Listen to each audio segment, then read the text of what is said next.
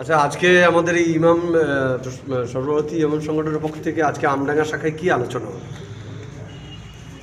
মূলত আজকের আলোচনা আমাদের অল ইন্ডিয়া ইমাম অ্যাসোসিয়েশনের সমস্ত পক্ষ থেকে সমস্ত আপনার ব্লকে আমাদের কমিটি তৈরি হয়ে গেছে এবং ব্লক স্তরে আমরা কাজ করেছি।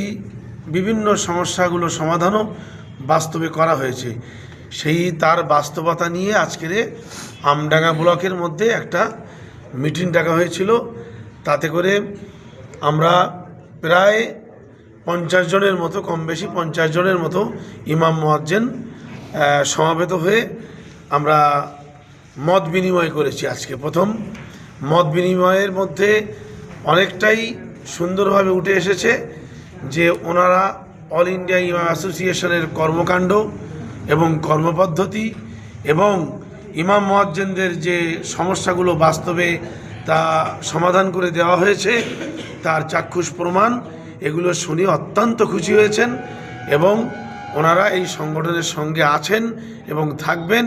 আগামী দিনে বড় করে এই সমাবেশ ঘটানোর জন্য ওনারা চেষ্টা করবেন বলে আশ্বাস দিয়েছেন।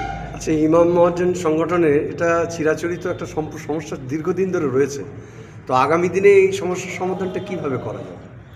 ইমাম মুয়াজ্জিনের যে সার্বিক উন্নতির দিকগুলো আমাদের অল ইন্ডিয়া ইমাম অ্যাসোসিয়েশন লক্ষ্য করে সেটাকে খুঁটিয়ে চিহ্নিত করে ডোমা অফিস থেকে শুরু করে ডিএম অফিস পর্যন্ত পৌঁছে দেওয়া হয়েছে, যার আওতায় বেশ কিছু, যেরকম আমি নাম করে বলছি বারাসাত 1, বারাসাত 2, এর মধ্যে যে সমস্ত ইমাম মুয়াজ্জিন সমস্যার মুখে ছিলেন তারা অনেকটাই সুবিধা হয়ে এবং তারা সমাধানের পথ খুঁজে পেয়েছে। আমরা করে দিয়েছি ইনশাআল্লাহ।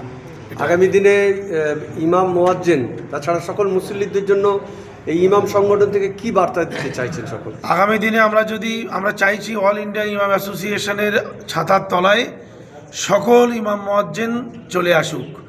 একটা গ্রামের ইমাম মুয়াজ্জিন আসা মানে একটা মসজিদ চলে আসা।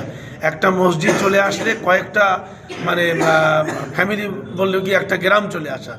অতএব এইভাবে আমরা এই ছাতার তলায় প্রত্যেকটা ইমাম মুয়াজ্জিনকে আসার আহ্বান করব। আগামী দিনের তাদের পূর্ণ অধিকার, স্বাধীনতা, ইমাম মুয়াজ্জিনদের পূর্ণ মর্যাদা ফিরে পাওয়ার জন্যে।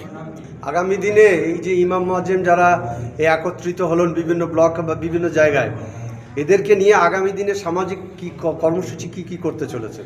আমরা আজকে যদি আমডাঙ্গা ব্লকে একটা সক্রিয় কমিটি তৈরি করতে পারি, বা আগামী দিনে সেই আশ্বাস দিয়েছেন আমাকে, সেই কমিটির মাধ্যমে আমরা প্রশাসনকে সাথে নিয়ে যাতে আমাদের কাজ ত্বরান্বিত হয় তার ব্যবস্থা করব। যাবতীয় সামাজিক প্রকল্প আমাদের থাকবে ইনশাআল্লাহ। আপনার নাম এবং আপনার ডেজিগনেশনটা বলবেন। তাজ মোহাম্মদ, অল ইন্ডিয়া ইমাম অ্যাসোসিয়েশনের ভাইস প্রেসিডেন্ট। ঠিক আছে।